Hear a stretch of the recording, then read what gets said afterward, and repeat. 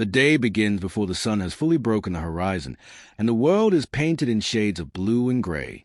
In the stillness of dawn, the farmhouse creaks with the sounds of life beginning again. The floorboards groan under heavy boots, the kettle hisses on the stove, and an old clock ticks steady and unforgiving.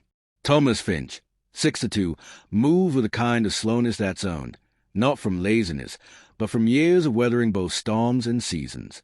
He pulls on a flannel shirt with cuffs frayed from use and steps onto the porch, mug in hand, steam rising like breath into the chill. His eyes scan the field, his field stretching wide and bare under the dim sky. Rows of earth lie waiting, expectant, like a question he has to answer again each day.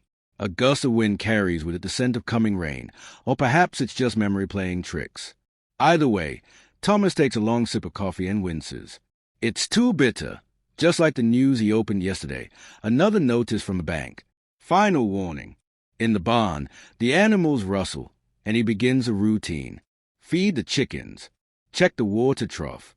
Note the broken latch on the eastern gate. Every step is familiar, but today it all feels heavier. He passes a rusted tractor with its engine stalled since last fall, then glances at the shed, locked, full of tools he can't afford to replace. Inside the farmhouse, a photograph gathers dust on the mantel. A younger Thomas stands with his wife and their teenage son, all of them beaming under a banner that reads Finch Family Harvest Festival, 2009. She's gone now. Cancer. And the boy? He left for the city years ago, calling every third Sunday if he remembers. That absence gnaws more than the drought ever did. By mid-morning, Thomas kneels in the soil, checking seedlings. Some are sprouting, most struggle. His calloused fingers press into the earth like a prayer. He knows what's at stake. The grant he applied for was denied. The buyers at the co-op want cheaper produce from out of state. And the old well is nearly dry. But none of that shows on his face. Back on the porch, he pulls out a notebook. The cover is cracked leather, corners curled. He jots down numbers, makes plans, crosses them out, and writes them again. There's no room for sentiment here, only decisions. The sun finally crests the treetops. Light pours over the fields like grace. For a moment, everything looks golden, even promising. Thomas closes a book. He stands. There is work to be done. The sun climbs high, casting sharp shadows that cut across the land like scars. By noon, the heat is already stifling. Thomas wipes sweat from his brow with a dirt-streaked sleeve, the fabric coarse against skin tan and tough from decades under an unforgiving sky. He's been at it since breakfast, repairing the irrigation line that cracked overnight.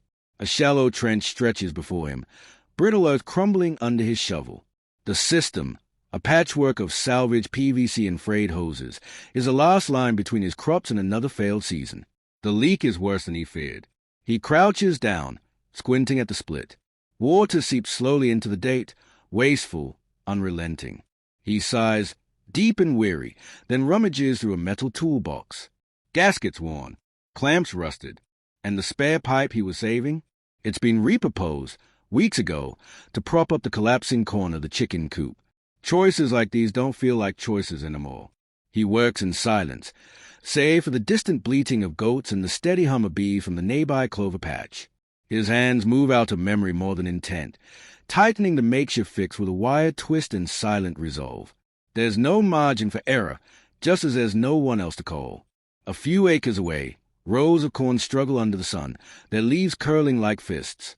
He knows the signs too well. Heat stress.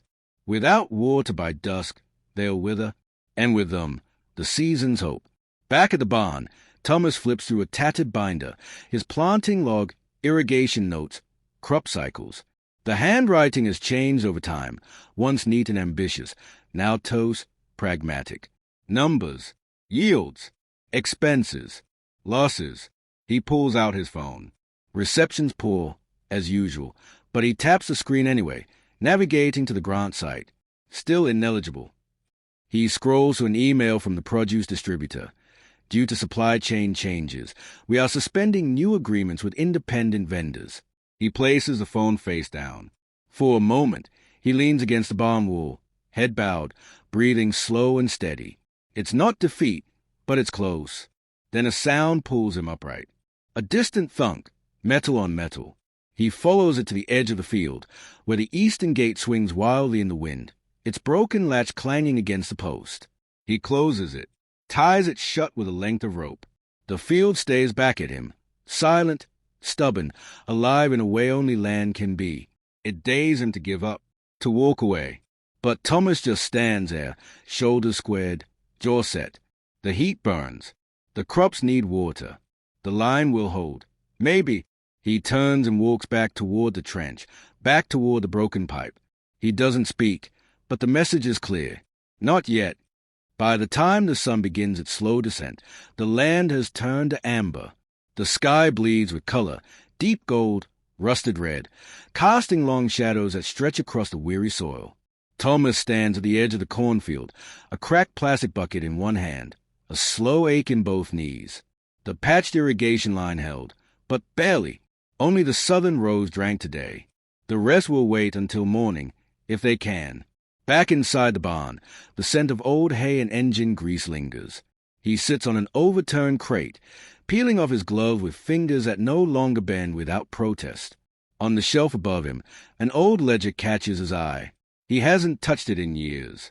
It's not for numbers, it's for ideas, dreams, even. He pulls it down, flips through yellowing pages. Crop rotation with winter rye. Trial? Community co-op meeting. Miss again. Add second greenhouse. Next year. He closes the book. Outside, cicadas drone in the heat-soaked dusk. A pickup drives past on the distant county road. Someone headed home. The kind of home with lights already on, dinner waiting, voices filling the quiet. Thomas's home is still. He makes a sandwich, white bread, cold eggs, a slice of tomato soft from the windowsill. He eats standing up, eyes on the clock above the stove. 7:13, still time before dark. He steps outside again, flashlight in hand, and makes his way to the back fence. A section of wire had come loose weeks ago. He meant to fix it then. Now, the post is tilting, roots exposed like bones in open air. He kneels, hands move slowly. Wire twists, staples drive into wood. Every movement costs him breath. But it gets done. When he finally stands, the light is nearly gone. Fireflies dance along the tree line, flickering like tiny signals from another world. The field behind him lies in shadow, quiet but watchful. A low rumble gathers on the horizon. Thomas turns his head. Clouds, heavy and bruised, rolling over the hills, slow but certain. Not thunder, not yet, but promise. Oh, warning. He doesn't smile, not quite, but something in his chest loosens. Inside the house, he flicks on the porch light and removes his boots. He washes his hands at the sink, the water cold and sharp. Then he reaches for the photo on the mantel, the one of the three of them, wipes the dust from the frame, places it back. He sits at the table, opens his notebook again. Plans for tomorrow. The storm, if it comes, will bring water. That's all it can bring. The rest is still up to him. Night settles gently, like a blanket drawn over the day. The storm never fully arrived, just a light mist, barely enough to stir the dust. But the clouds linger, and so does the promise of rain. Outside, the crickets sing a chorus as the field sigh in silence. Thomas sits alone by the window, his silhouette framed by the soft glow of a single lamp. The house is quiet, but not empty. It holds the echoes of every choice is made, every season is weathered. There's comfort in that, in knowing the wolves remember what the world forgets.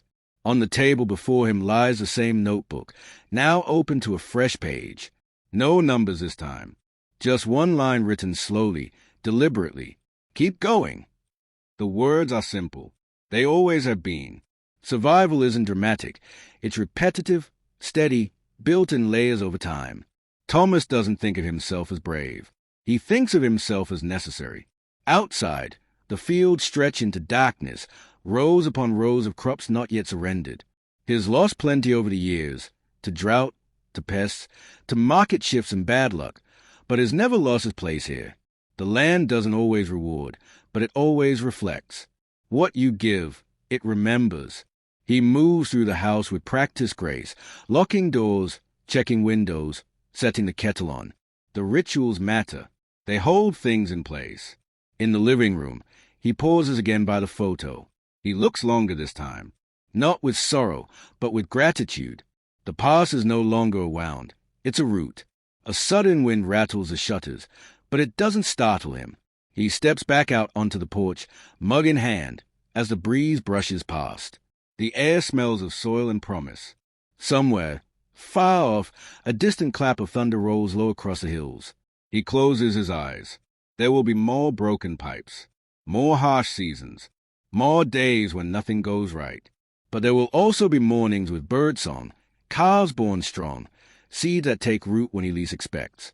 It's never been about beating the land. It's always been about belonging to it. He finishes his tea, sets the cup down, and looks out one last time. The stars have begun to pierce through the cloud cover, scattered and imperfect, just like everything else that matters. He turns off the porch light and steps inside, not as a man defeated by the day, but as one preparing for the next. Behind him, the dark field waits, quiet, patient, ready,